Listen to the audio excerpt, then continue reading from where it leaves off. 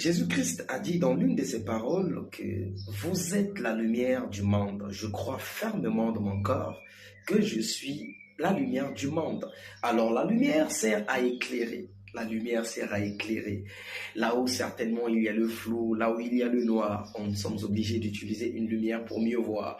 C'est pourquoi, Maman Naomi, bonjour, peut-être que tu pourras tomber sur cette vidéo, que le Seigneur te bénisse encore le plus richement possible.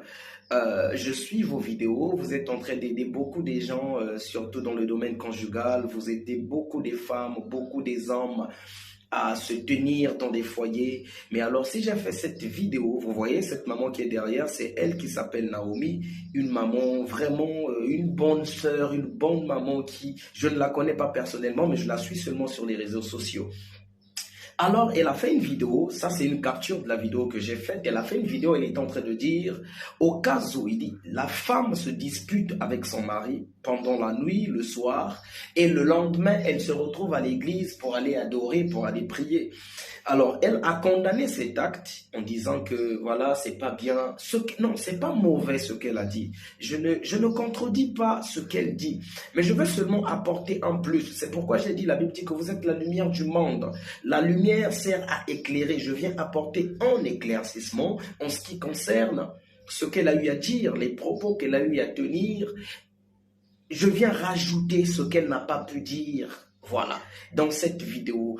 Voilà, donc ce que je voulais dire, c'est quoi? Vous savez, ce qui condamne, ce qui a eu à condamner les gens aujourd'hui, c'est l'attitude de la culpabilité, c'est la peur, c'est la honte, le manque de confesser, le manque de reconnaître. Vous savez, aujourd'hui, si le péché est rentré dans le monde, c'est parce que Adam et Ève se sont cachés de la face de Dieu. Adam et Ève ont dit, quand le Seigneur est venu le soir pour leur visiter, le Seigneur a appelé Adam, Adam, où es-tu? Adam, Ève, wapi bino.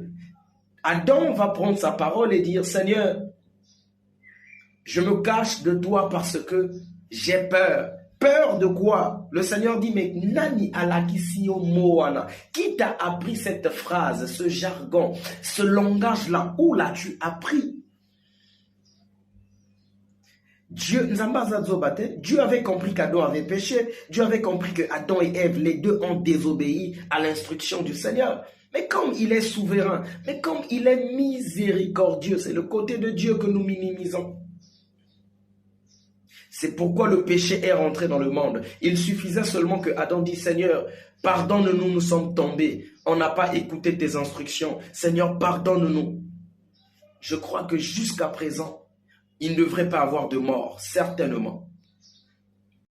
C'est pourquoi vous allez constater que s'il y a une chose qui éloigne l'homme de Dieu, c'est le péché. C'est la culpabilité. Tu vas voir que dans un état de péché, tu ne peux pas prier comme il se doit. Dans un état de culpabilité, tu as comme l'impression que tu pries, mais Dieu ne t'écoute pas. C'est l'impression que tu te fais. Cette impression-là ne vient pas de toi, mais ça vient de l'ennemi. Ça vient du diable, parce que c'est lui notre accusateur. Lorsque le Seigneur Jésus dit que votre accusateur, l'accusateur c'est le diable, il viendra tout le temps t'accuser. Il viendra tout le temps te culpabiliser à cause du péché que tu as commis, à cause des erreurs que tu commets, à cause des instructions de Dieu que tu ne cesses d'enfreindre. Mais mon frère, ma sœur, maman, j'ai une bonne nouvelle à t'annoncer. Le Saint-Esprit a dit dans Hébreux 4, le verset 16, il dit « Approchons-nous tous du trône de la grâce avec assurance, afin d'obtenir miséricorde et de trouver grâce devant Dieu. » Afin de trouver le secours, approchons-nous tous du trône de la grâce.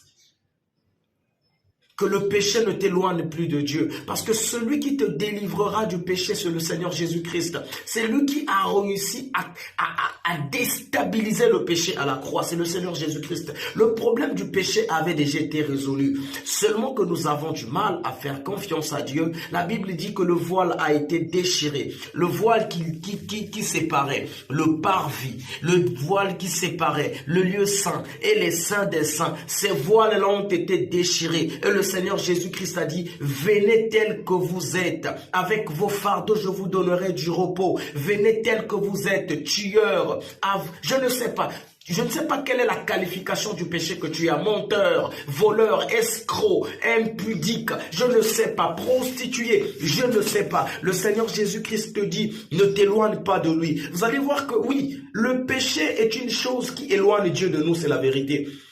Vous allez lire dans le livre d'Ésaïe chapitre 59, la Bible dit que la main de Dieu n'est pas courte pour sauver, ni son oreille trop dure pour entendre. Ce sont des crimes que nous commettons, qui nous cachent de la face de Dieu. Mais si tu viens...